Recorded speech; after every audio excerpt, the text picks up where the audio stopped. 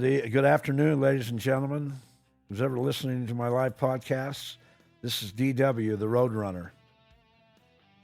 The Roadrunner in the yellow zone. We live in the sun's rays. Without the sun, we have no life. Without the moon blocking the sun, there is no life either because the earth burns up. And I'm going to start my live podcast like this. My first episode ever. Let me talk about lawyers and how crooked they are. Lawyers are the most crooked entity of any market in America. And all this billboard advertising you see along the freeways currently throughout America, when you're driving down any freeway or any local freeway in any urban area, in any city in America, you'll see the same thing. You'll see constant advertising on billboards for lawyers. Injury lawyers. That's all they are, just injury lawyers. Because when they say injury lawyers, they really would handle any case for the money, but they want to act like they specialize in injuries because that's where all the money's at. That's where the free money's at because they don't really have to go to court. What they do is they get you to call them on the number that they provide on the billboard. Then you call them and act and think, oh, this guy's going to represent me, or this woman's going to represent me, or the head of the law firm's going to represent me. That's not how it works. They have subsidiary lawyers underneath them that will handle your case, and they're going to end up charging you a lot of money and take a lot of profit from that lawsuit, and it's going to go to the law firm. They're going to squeeze as much money out of the lawsuit as they possibly can, but they're going to squeeze it to their own benefit. If they can't settle for that amount, then what they're going to do is they're going to settle for less. But most often, they're going to settle out of court. Then they're going to jack the prices up with the doctor, like the person who hit you, whose fault it was, because they don't want to represent that person. They want to represent you that got hit, where it was not your fault in the wreck. That's what they want. They want that free money. The best lawyers are going to represent the insurance agencies, and they're going to represent the defendant. The lawyers that are going to represent you are going to represent the complainant, the person who's prosecuting in the case. They're the one who wants the money, the one who got hit, whose fault it wasn't, who didn't get the ticket. They've got the ace in the hole already in their favor because it wasn't your fault. So naturally, they're going to be able to win the lawsuit, whatever it may be. So why wouldn't they offer you free service and say, we're not going to take any fee until the court case is settled, till it's all settled, till the lawsuit's settled? That's what they do. That's how they operate. They're crooks. They're looking for that free money. And a lot of times they're going to settle this matter out of court. They're never going to take it to court, because it's so much easier to settle out of court and so less expensive for them than to fight the case in court. It's going to get settled out of court. 99 times out of 100, it's going to get settled that way. And then they're going to take their fee, and they're going to give you your chunk, and they're going to get their chunk. And most often, people that are represented by these attorneys learn how to lie, just like the liars that are representing them, to squeeze as much money out of the turnip as they possibly can. So say if you go to the doctor and you say, oh, you have this injury, and you jack it up and you say, oh, something's wrong with you here and my neck is out of place, or anything it may be, you're just another crook being represented by the lawyers if you're not being legitimate about the case. So I don't wish you good luck for that. If you happen to be the person who did get hit and it wasn't your fault and you're legitimate about everything, remember this when you get an attorney. I would go to a small law firm where the lawyer's going to represent you himself or herself, not going to have somebody underneath them represent you, because the second somebody underneath them represents you, then the price is going to get jacked up because they're going to want their fee, and then the person that's working for them is going to want their money also. So work as directly as you possibly can with any lawyer. The smaller the firm, the better, as far as I'm concerned. I learned this the hard way. I got a targeted text from the feds, from the federal task force, because I was running a sex bill company, This happened to me like in 2022, in August 3rd, 2022. The same day that my mother was born, I received a targeted text from the task force, the federal task force. Isn't that amazing? The same day that my mother was born. She would have been 100 years old on that day. She was born in 1922, August 3rd. And I received the targeted text in 2022, August 3rd. Bizarre. Totally bizarre. Actually, I was driving down the 93 highway on my way back from Wendover, where I have a house up in northern Nevada, and I live in that house partially, just less than part-time. I use that house for convenience as far as like taking care of my market up in Utah. And I'd come out there every weekend, and I'd stay in my house in Wendover and then go back into the Intermountain area and take care of my market. And it was very convenient for a while doing it like that. And I was also able to drive up to 93, up to Twin Falls, Idaho, where the 93 ends, and branches off into the 84 freeway, which heads east and west. And it heads all the way to Portland, Oregon. That's where it ends. It ends in Portland, Oregon, the 84. And it goes up through the Dalles and through Pendleton, Oregon. Before that, Baker, Oregon. Before that, Boise, Idaho. And that's where you're headed to, and where I was headed to on my way from Twin Falls when the 93 ended. I'd get on the 84 and then head west to Boise, Idaho, which was roughly about 100 miles from that point. And if I wanted to go up to Pocatello or Idaho Falls, I'd take the 84 east and go up about 30 or 40 miles, and then I'd branch off onto the I-15. The I-15 lands and goes through Pocatello, Idaho, and Idaho Falls. So it was very, very convenient for my route, very convenient for my market to have this house in Wendover, and it was God's retreat. Beautiful. It's one of the 10 wonders of the world, the Bonneville Salt Flats, which is like 2 or 3 miles from Wendover. That's on the Utah side of Wendover, because Utah and Nevada are in the same town. This small town, Wendover, Nevada, with 6,000 people. Half the town is in Utah, and the other half is in Nevada. My house is in Nevada. That's where the golf course is at.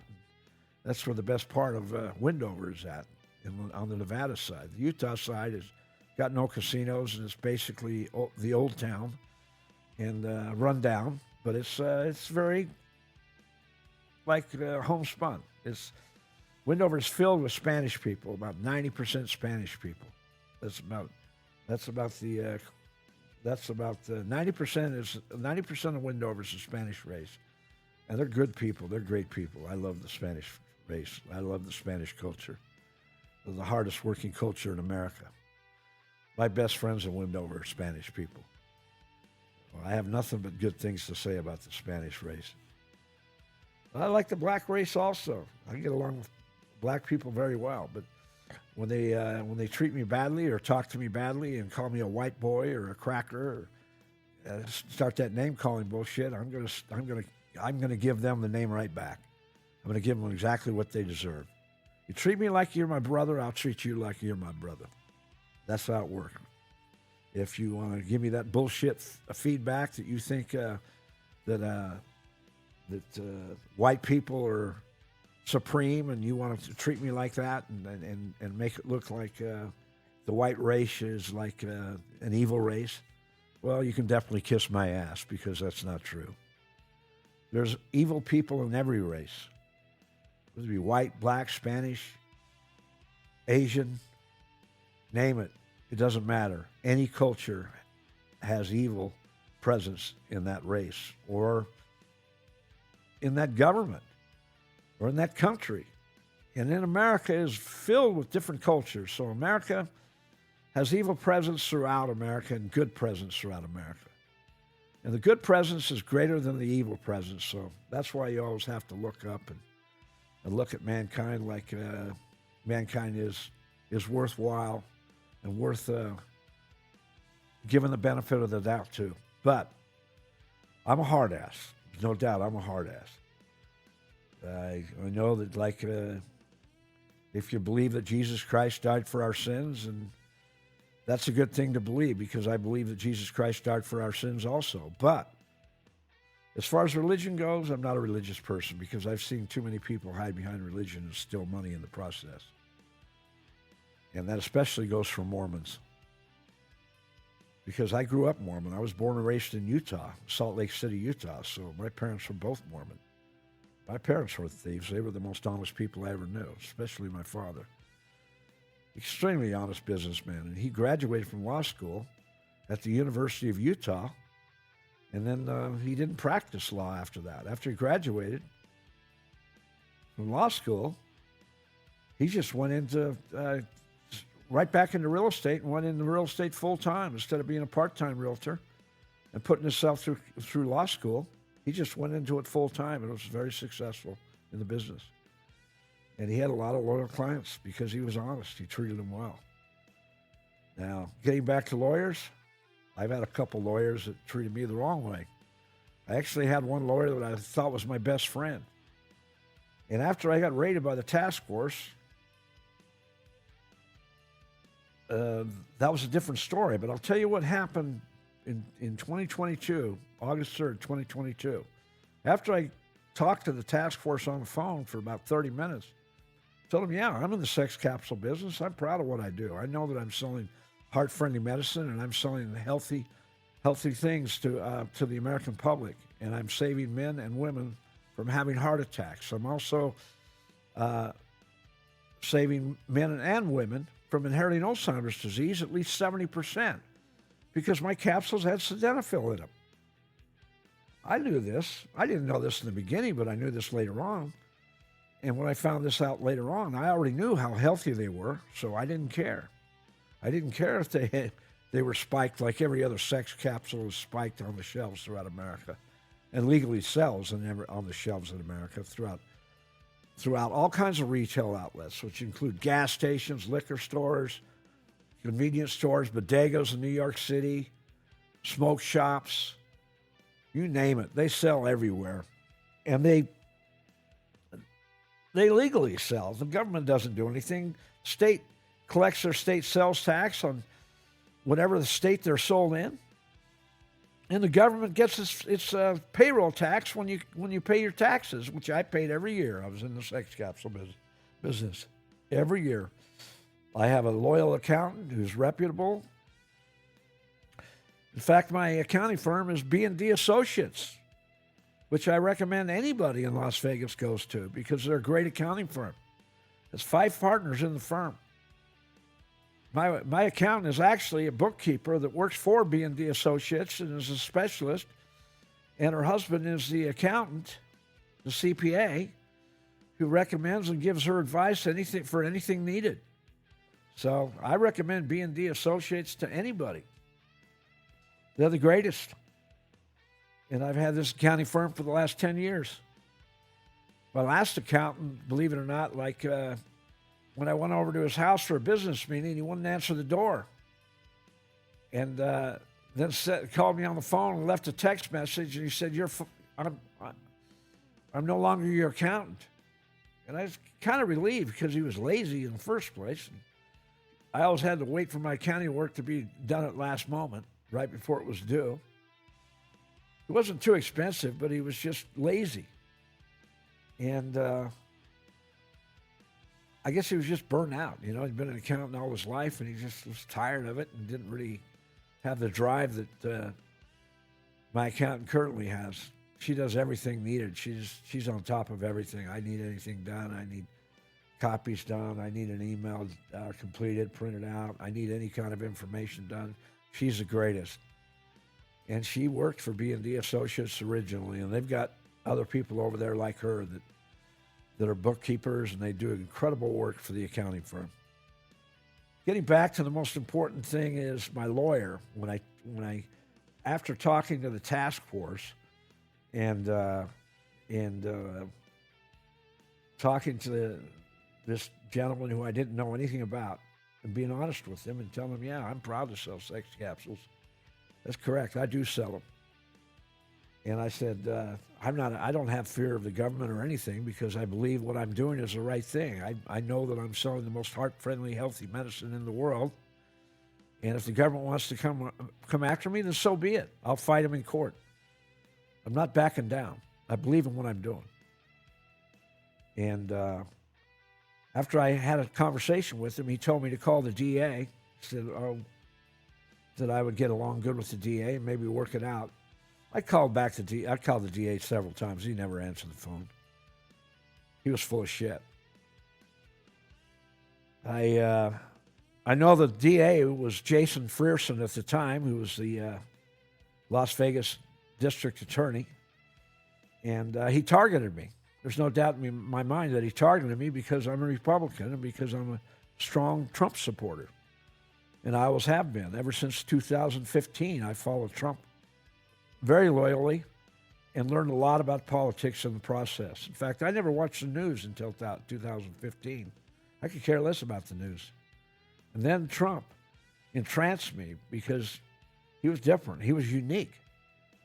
And I started following him on a regular basis and learning all I could about him and learning all I could about the news and watching the news regularly on a daily basis. Of course, I watch Fox News. If Fox News turn it on a commercial, which they do every 10 minutes, like any other news agency, a cable news agency on TV, then I'd turn it over to CNN, and if they weren't on the news, I'd watch them for a minute or two and until I couldn't take it anymore, and then I'd turn it right back on Fox News. And I'd turn it on CNBC if CNN was in a commercial. So I hate watching commercials. But they all run commercials regularly and very readily. And they get paid well. And as far as I'm concerned, they're not worth the money. They're not worth the payment. Any news agency. I believe that I watch my special shows like Hannity or Waters, Primetime. I watch Gutfeld, the beginning. I like to watch his beginning statements. And I more or less turn it on a movie or whatever. I can't watch the whole episode completely because I'm not impressed with the guests. They're not that funny in the first place. So. Gutfeld's funny, though. Gutfeld's extremely funny, and I like Tyrus. Tyrus is my favorite. If Tyrus is not on the show, I'm not even interested in watching the entire show. As far as the blonde girl goes, I think she can't figure out whether she's a Democrat or Republican, to tell you the truth. I think she's a socialist. She has her beliefs and this and that. And she might say what you want to hear, but deep down, behind closed doors, I don't really believe she's who she is on TV. And I think she's a little more liberal than she's willing to admit on TV. So as far as Gutfeld goes, I like Gutfeld and I like Tyrus.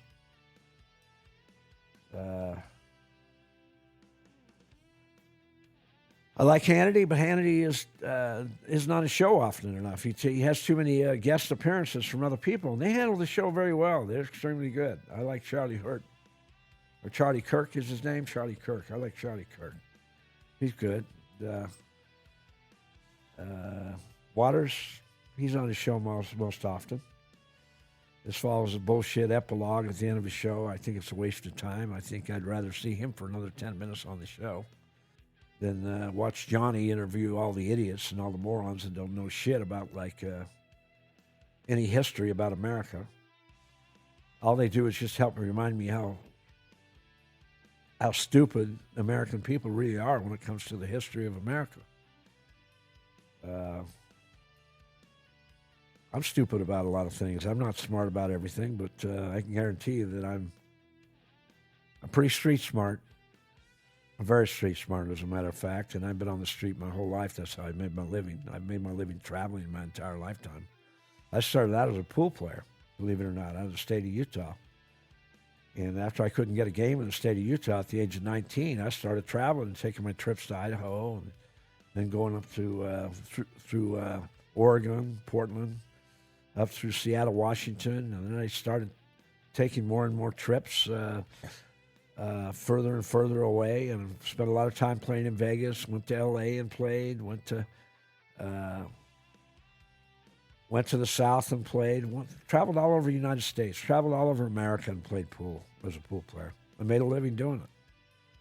I wasn't a great player. I had to play with my opposite hand. I'm naturally left-handed, and I had to play right-handed because my strong eye is my dominant eye is my right eye, and I can't focus. Couldn't focus on the balls looking through my left eye. So I had to learn how to play right-handed. It was God's intention. There's no doubt in my mind because I don't think my Creator ever wanted me to become a great pool player. He just wanted me to travel and learn about America. And so I traveled, and I had to drive down a lot of two-lane highways. I couldn't go to big cities and play the best pool player in the city. I had to go to small towns in Texas, in the South, in the Northwest, throughout Idaho. I could beat anybody in Utah except a couple of players, and I only really had to watch out for one or two players in Idaho. So I was definitely not the best pool player. I was just a very good hustler. That's all. I was very good at hustling pool, picking my games and picking my spots and learning how to take it down when I can make some money. Sometimes I make more money on the side bets than I would gamble against the player himself. And a lot of times I travel with a beautiful woman that was alongside me on my travels and during my travels, and she'd collect the side bets and take the side bets. And one time I traveled with a beautiful brunette. She was like a very good pool player for a woman. She was unbeatable. She was great. She could make good money playing pool, but we didn't get along real good. But I traveled with a beautiful blonde that I took down the road all the way to Florida. Made a lot of money on the road playing in Texas, throughout Louisiana and Alabama. Got to Florida. We really didn't make any money in Alabama. I didn't make any money in Alabama until the next year. I'll tell you about that later. And when I traveled with her to Fort Walton Beach, Florida, and we made a lot of money in the small towns in Alabama by Fort Walton Beach, Florida. That was on the Gulf of America, which used to be called the Gulf of Mexico. I like the Gulf of America way better, much better. I can't wait till they change the name from the Commanders back to the Washington Redskins. What are they waiting for? What's going on with that? I guess maybe they're having a winning season and they're not in a hurry. I don't know. But, I used to love the name of the Washington Redskins, and then the woke culture got in and changed the law, changed this, and changed the name about this, and changed the name about that, and started tearing down the statues and all kinds of other bullshit. They can definitely kiss my ass. There's nothing special about the woke culture. Woke culture needs to go extinct, just like Black Lives Matter. Just like Black Lives Matter. Black Lives Matters, that's what it's called. Black Lives Matters. And what a con job that was. All the people involved in Black Lives Matter turned out to be cons. Conning each other, spending the money on houses and cars, and stealing all the money they could. I knew they were a joke right from the start. I badmouthed them in my book right from the beginning. So I was one step ahead of that. When the Raiders put Black Lives Matter on their end zone, I hated it. And that was the same time the Raiders organization made everybody and tried to make everybody get a COVID shot and have the vaccine card. Otherwise, they couldn't get in the stadium. That was some real bullshit. After buying season tickets to the Raiders and paying a lease fee for 30 years for my season tickets for 2 seats and paying off the lease fee completely until I got the tickets. Then all of a sudden I get the tickets that year, and then they want to change it to where like I have to get a vaccine card before I can watch the game, come in and watch the game. Well, that was some bullshit. And I accommodated them, but I didn't go get the vaccine. I didn't shoot that needle. I have that needle shot in my arm and get that fake vaccine so it could fuck up my heart. No, sir, I didn't do that. I myself, along with 5,000 or maybe even 10,000 fans, got the fake vaccine card. That's how we got in the stadium. Maybe they'll figure out how to throw me in jail for that, for getting a fake vaccine card. I'm telling the whole world. I'm telling everybody listening to this live podcast. Masks were horse shit, and forcing people to do something they didn't want to do was total horse shit. So I said right from the start, kiss my ass. I ain't doing nothing that I don't want to do. I'm not putting anything in my body that I don't believe it needs. And my immune system was given to me by God, and I was given an incredible immune system because I've never really been sick my whole life. Man, I'm 70 years old. Come on. How could I not spend a day in the hospital and never really be sick? Well, I'm sorry, but it's true. I was born with an incredible immune system. So I already knew that I would fight COVID and have no problem fighting it. And I don't like breathing through a mask in the first place. So I stopped wearing a mask just like everybody in Idaho stopped wearing masks the first month that the mask mandate came out. Everybody in Idaho laughed about it and said, kiss my ass. And nearly everybody took their masks off in Idaho. That's why Idaho is the strongest minded state and always will be in America. It's the most conservative state. It's the hardest core Republican state and always will be. It's way, way stronger than Utah. And Utah is a strong conservative state also. And I'm proud to say that I was from Utah because Utah, in my opinion, is the most beautiful state in America. If you travel Utah, northeast, south, and west, and you get off the I-15 freeway or the I-80 or the I-70 and you take the two-lane highways and you go to the small towns and you drive up the different canyons that are offered throughout the state of Utah, it will blow you away. Not to mention that southern Utah is the most unique and most beautiful part of the state, which is definitely a tourist area and known by tourists.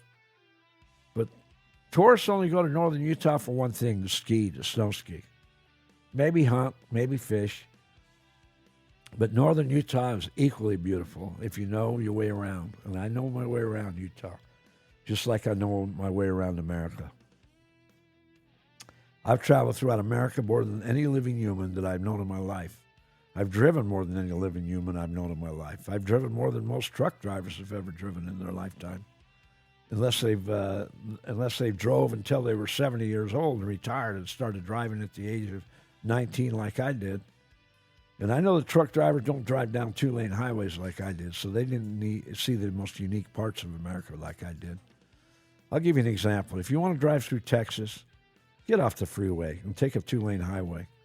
You can get to your destination, maybe a little more slowly, but you can get to your destination and you'll learn a whole lot more about Texas and about the culture of Texas. Because Texas is a beautiful state when you travel like that. When you drive down the freeways, I'm hateful when I'm driving through the state. I'm just thinking like,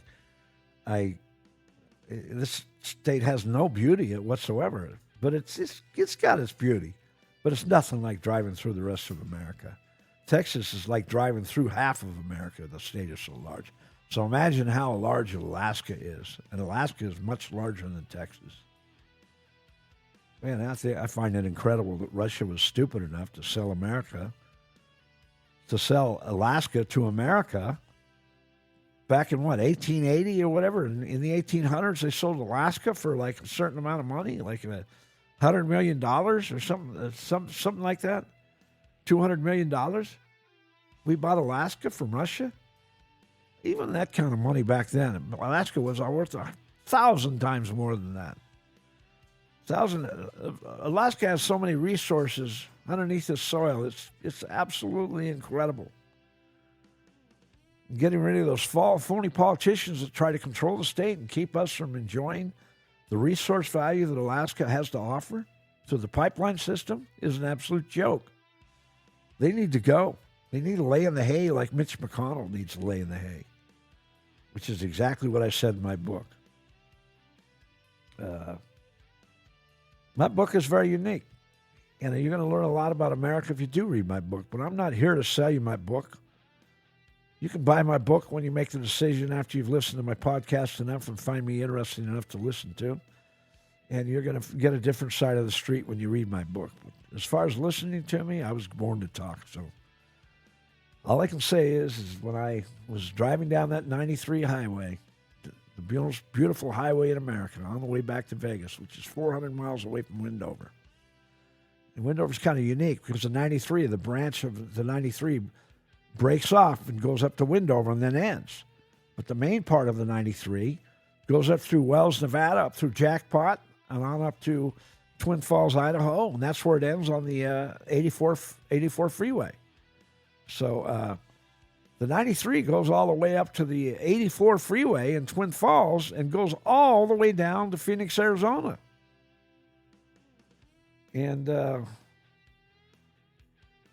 it's a dangerous highway if you don't drive smart. You have to drive smart, not drive too fast. And put your brights on when you're able, and put your lights on in the daytime when you're driving through. It helps also. Be safe. Even when you're driving up to 95 up to Reno, same thing. It can be a dangerous stretch of highway if you're not careful. But be careful when you're passing or being passed. Always be watching in your rear and always be watching in your front of your vehicle. Watching your rear view is equally important. Most people don't drive when they're watching their rear view as much as they should.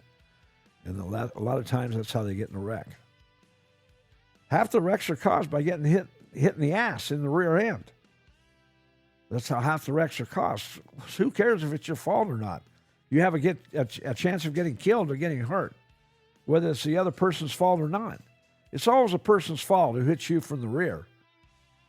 But unless you maybe stopped on the highway and you got your lights out or whatever, and then they hire a good lawyer and they win the case. But 999 times out of 1,000, it's always a person who's driving from the rear that hits the vehicle in front. It's their fault.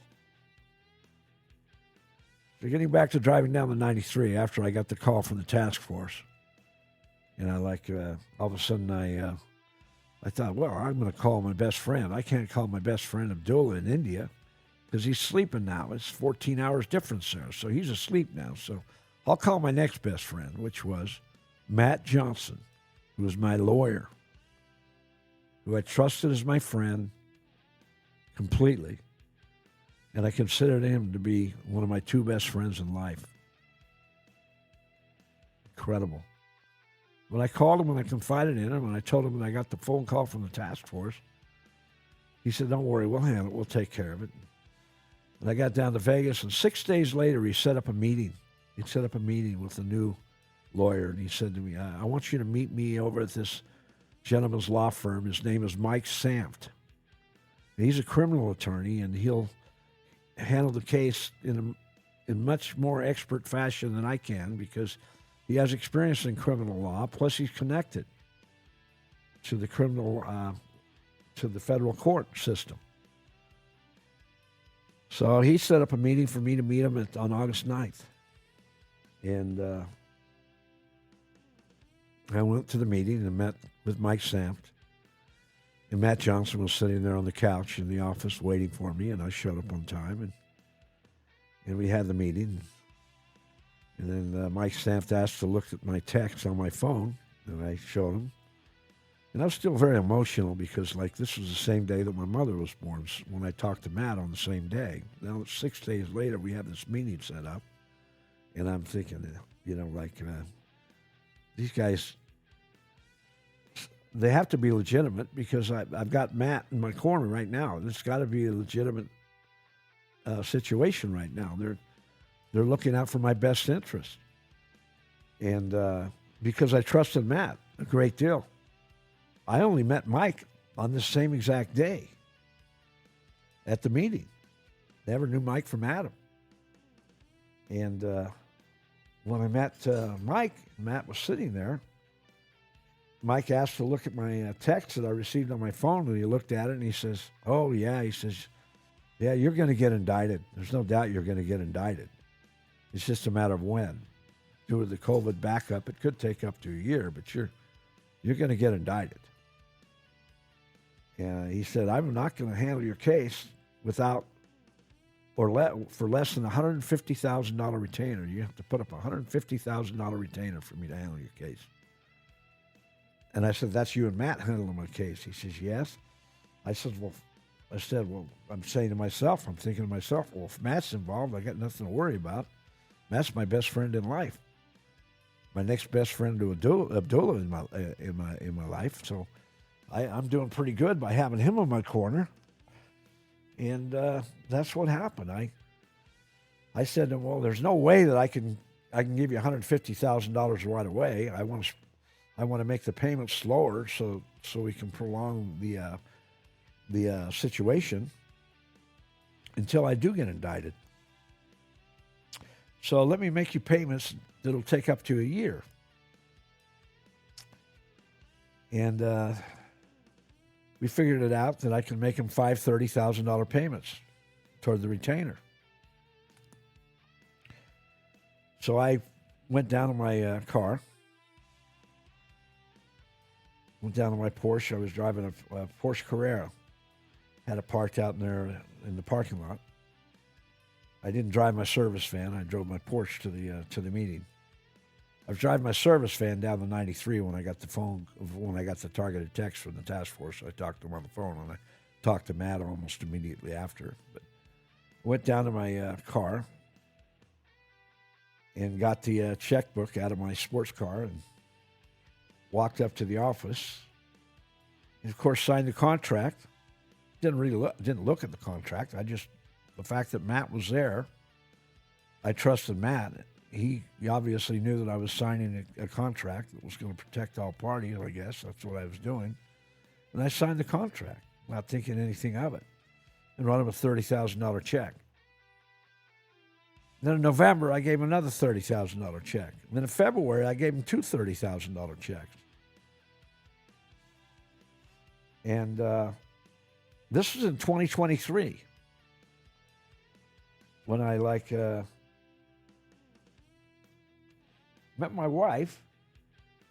Met my wife in 2023, in May 2023. And when I met my wife in May 2023, that was like when I submitted my book. So I had already written Mike, like 3 or 4 checks. Wrote him 2 in February, and then I wrote him a 5th check in July.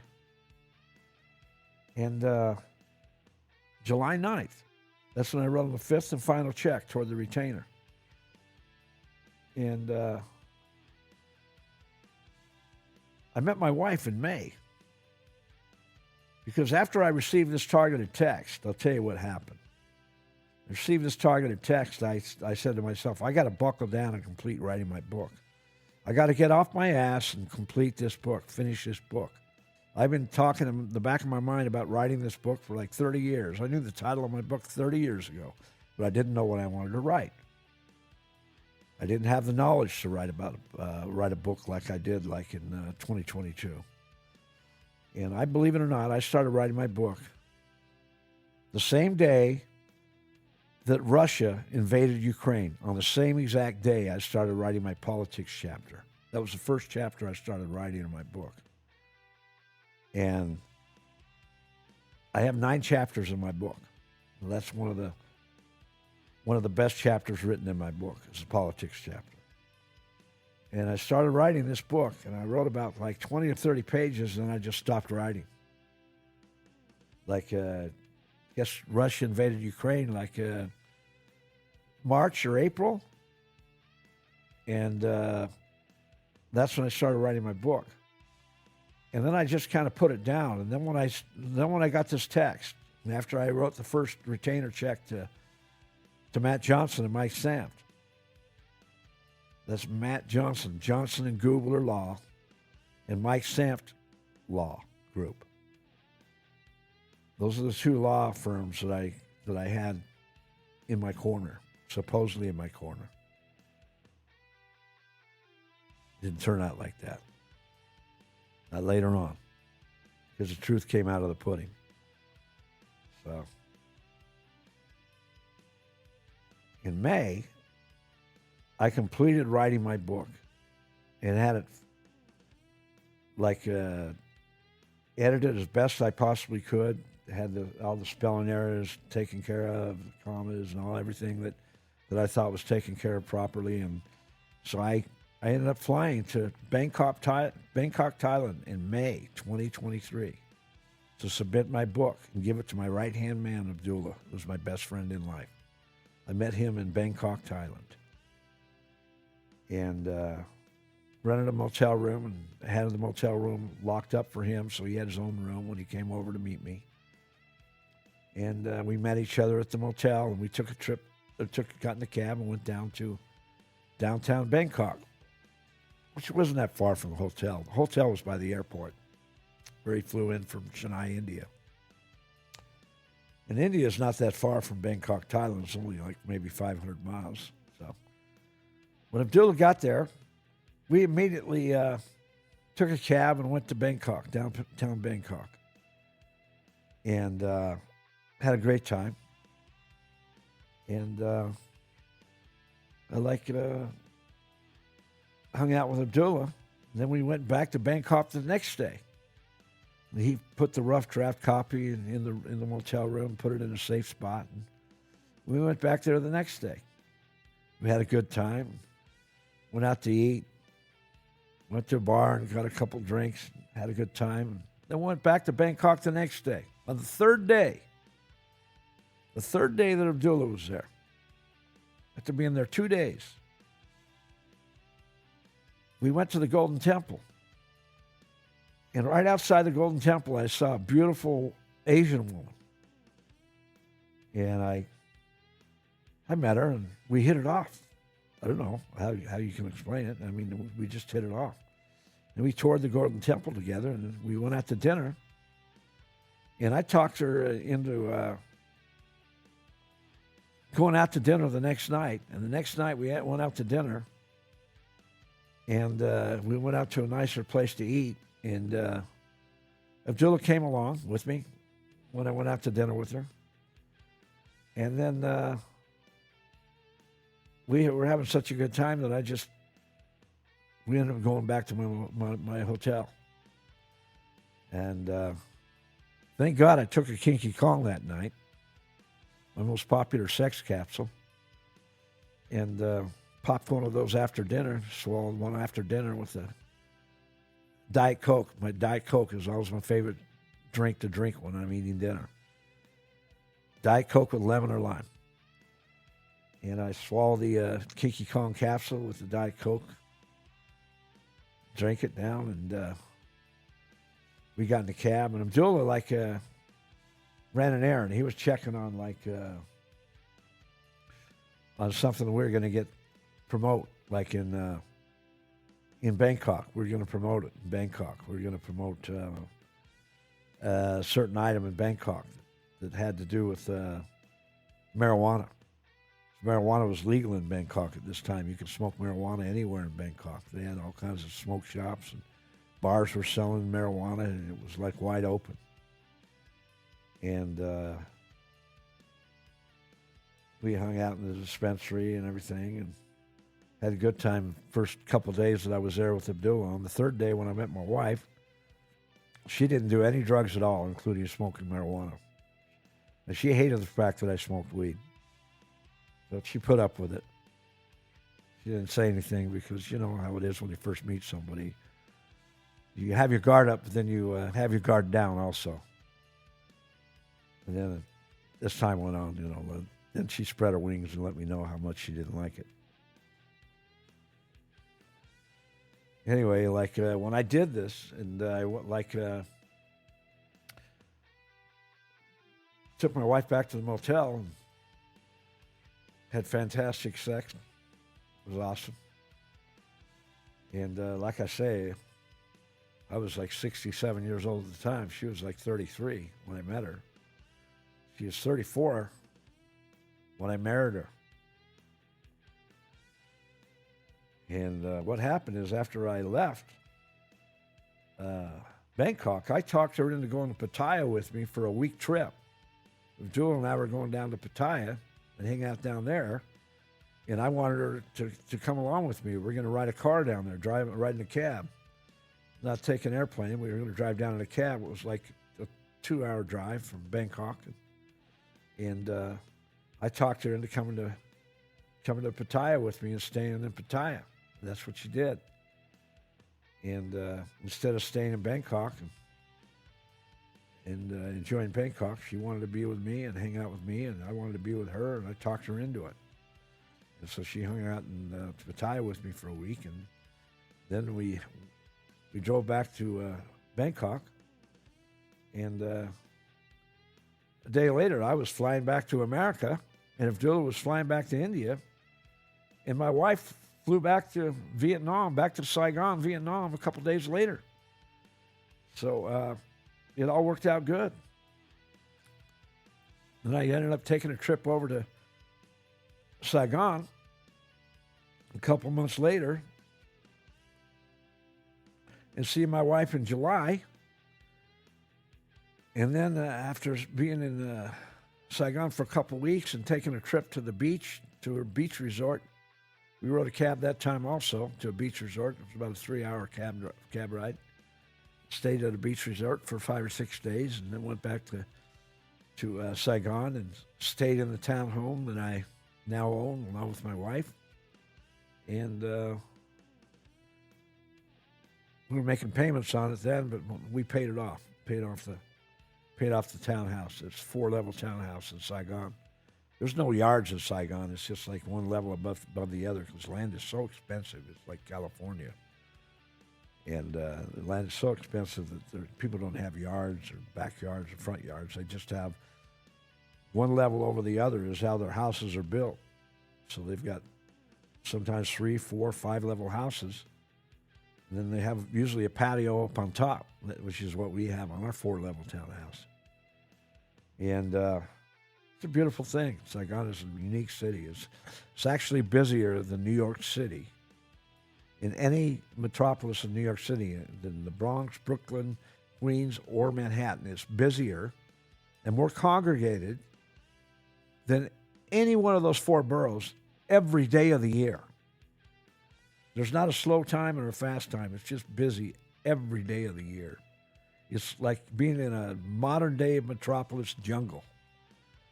And the streets are very thin, very old-fashioned, and cars are like taxi cabs are driving as best they can through the traffic because all the traffic in third world countries is controlled by motorcycles, by the motorbikes, by the putt-putt motorbikes. They don't go real fast, but go just fast enough to get to where they want to go, but not too fast to where you end up getting killed when you get in a wreck. You see motorcycles race by you on freeways in America, and they're going like twice as fast as traffic. I would never drive a motorcycle like that. I used to drive a dirt bike. I never rode a street bike. I always rode a dirt bike. And that's how Bangkok operates, just like Saigon. That's how China, Shenzhen, Hong Kong, that's how they operate. Just like that. Motorcycles rule the traffic. They run the traffic. They control the traffic. The cars have to squeeze in and out of the motorcycles. The motorcycles dominate everywhere you go. In Asian countries, everywhere you go. In India, same thing, no difference. India's just like that. Motorcycles everywhere. They control the traffic. Everybody rides motorcycles. Good thing is they started wearing helmets. They wear helmets everywhere. In fact, in Thailand, they write you a ticket. 10 years ago, they write you a ticket if you didn't have a helmet. In Vietnam, they don't enforce it, but you should wear a helmet at all times when you're riding a motorcycle so you don't get the head injury. That's why a helmet's a very good thing to wear. But you see sometimes like 3 or 4 people on a bike, on a motorcycle. You see 2 little kids on a bike, and you see the mother and father on the bike, and they're not riding fast, but they're riding, and it's just like normal everyday life to them. It's just like a normality. It's like no big deal if the kids don't have a helmet on. Luckily, I never saw anybody get killed, but I'm sure people do. Got 100 million people in Vietnam. But my next trip to Vietnam was in July, like I said. And then the next trip I took to Vietnam was in October. And we ended up getting married on Friday, October 13th. That's when we got married, Friday, October 13th. I told my wife, I said, I'm not superstitious. God has nothing to do with dates or superstitions, so it doesn't matter. There's no difference between October 13th or October 14th, or Friday or Saturday or Sunday. It doesn't matter. It doesn't mean a thing to God. God, if you believe in God, you shouldn't be superstitious. So I told my wife, I says, I'm not superstitious. If we get married on Friday, October the 13th, I promise you that any time when our honeymoon is on Friday, October 13th, we'll go on a honeymoon anywhere you want to go. I don't care if it's Paris, France. I don't care where it is. You want to go there, Friday, October 13th, and that's when our honeymoon is. We'll go. We'll make a special trip. So that's going to happen maybe once every 7 years or once every 4 years. I'm not too sure, but every so often, Friday the 13th is going to be in October, November, December. So it's going to be even more often. But we got married on Friday, October 13th. So Friday could happen on November 13th, December 13th, or any other month of the year. So it's going to happen way more often than once every 7 years or once every 4 years. It's going to happen quite often. It's going to happen every year, as a matter of fact. You're going to have a Friday the 13th every year pertaining to the month. So after we got married on October 13th, we took a nice honeymoon trip to a nice beach area. And I've been to Vietnam 8 times since meeting my wife. 7 trips while being married on the second trip, all the way to the 8th trip. I was married to her. First trip, we were engaged. Because I gave her an engagement ring. The second day we were in Pattaya. We went and had some Indian food right next door to a jewelry store. And the Indian food was fantastic. And we went there that day. We went there another day. It was fantastic. But the first day we went to this restaurant, there was a jewelry store right next door to it. And after I ordered my Diet Coke with lemon, I said to Abdullah and my wife, to Trang, I said, I'm going to go for a minute. I'll be right back. And I walked over to the jewelry store real quickly, and I found a diamond ring. And I told the attendant working in the jewelry store, I said I wanted to give that ring to my wife. Just put it to the side, then I'd buy it. And I had her put 3 rings aside. And I had her put the ring that I ended up giving her, and she ended up putting on a finger, and that's the one we had sized for a finger. And the other diamond was smaller. The diamond that I gave her was a medium-sized diamond, and the other diamond was larger. And when she walked in, I walked back to the Indian restaurant, and I said to my wife, I said, come on, I want you to walk over here for a minute. And I took her by the hand, and I walked her over to the jewelry store. And she stood there kind of dumbfounded. And I grabbed the ring from the attendant, and I got down on my knees, and I said, and I grabbed the ring, and I put it on her finger, and I says, will you marry me? And I knew she was going to say yes. I just knew it. What can I say? You know, I just knew it. And she said yes. And put the ring on her finger, and I said to her, and I said, wait, honey, do you want this ring, sweetheart? Do you want this ring, or do you want this ring? And she actually wanted the smallest ring, and the smallest diamond. And I said, no. I said, I want to give you this diamond. And so I talked the attendant into having that ring sized for her finger, and that's the ring we took. And the next day we went back to the jewelry store. I saw this necklace right here. Garnet. This is a garnet. And I wanted to buy this garnet for her and put it around her neck and have her wear it. And my wife was beautiful. I mean, I wanted her to wear this nice piece of jewelry right here. She said, no, she says, I want you to wear it. So I bought it, but I intention of buying it for her, she made me give it to myself. And I've been wearing it every day since. Good luck necklace.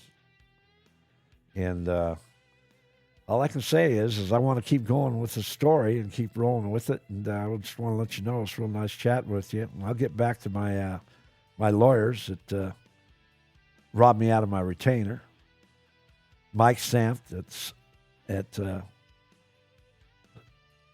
Mike Sanft Law Group, and Matt Johnson and Johnson and Gubler.